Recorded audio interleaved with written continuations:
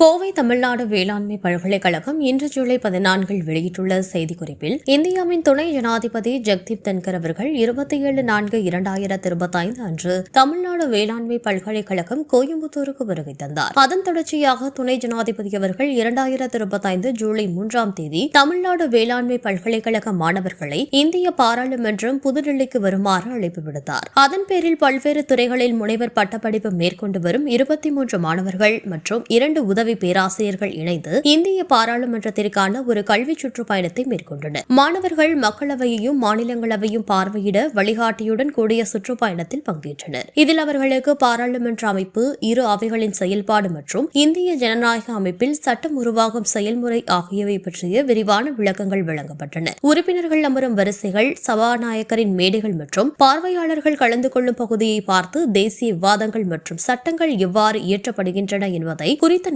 அறிவுகளை பெற்றனர். இந்த பயணம் பழைய மற்றும் புதிய பாராளுமன்ற கட்டிடங்களை உள்ளடக்கியிருந்தது. இதன் மூலம் இந்தியாவின் பாரம்பரியமான சட்ட அமைப்புகளின் கட்டிடக்கலை வளர்ச்சியையும் மாணவர்கள் நேரில் காணும் வாய்ப்பு பெற்றனர். பாராளுமன்ற அதிகாரிகள் பாராளுமன்றத்தின் வரலாறு மற்றும் முக்கியத்துவம் குறித்தும் விரிவாக பகிர்ந்தனர். 1921 பிரிட்டிஷ் காலத்தில் எழுப்பிய பழைய பாராளுமன்ற கட்டிடத்தில் வருங்காலத்தின் இடப்பற்றாக்குறையை கருத்தில் கொண்டு 2023 திறக்கப்பட்ட புதிய பாராளுமன்றம் ஒரு நவீன கட்டடமாக மாற்றம் பெற்றுள்ளது. மக்களவையில் பச்சை நிறம் செழிப்பு மற்றும் அமெரிக்காவின் ஹவுஸ் ஆஃப் காமன்ஸஸ் குறிக்கிறது என்றும், மாநிலங்களவையில் சிவப்பு நிறம் மரியாதையையும் பாரம்பரியத்தையும் குறிக்கிறது என்றும், இது ஹவுஸ் ஆஃப் லார்ட்ஸுடன் ஒத்துப்போகிறது என்றும் விளக்கப்பட்டது. மாணவர்கள் ஆசியாவின் மிகப்பெரிய நூலகங்களில் ஒன்றான பாராளுமன்ற நூலகத்தையும் பார்வையிட்டனர். அங்கு விரும்ப கிடைக்காத நூல்கள் மற்றும் வரலாற்று சான்றுகள் மற்றும் ஆய்வுப் பொருட்கள் இருந்தன. மேலும் பழங்கால ஒழுங்கமைப்பை கொண்ட பிரின்சஸ் சேம்பர் எனப்படும் வரலாற்று புகழ்பெற்ற மன்றத்தையும் பார்வையிட்டனர். இதன் மூலம் இந்தியாவின் பாராளுமன்ற வரலாற்றை மேலும் ஆழமாக காணும் வாய்ப்பு கிடைத்தது. மிகவும் உணர்வுபூர்வமான தருணமாக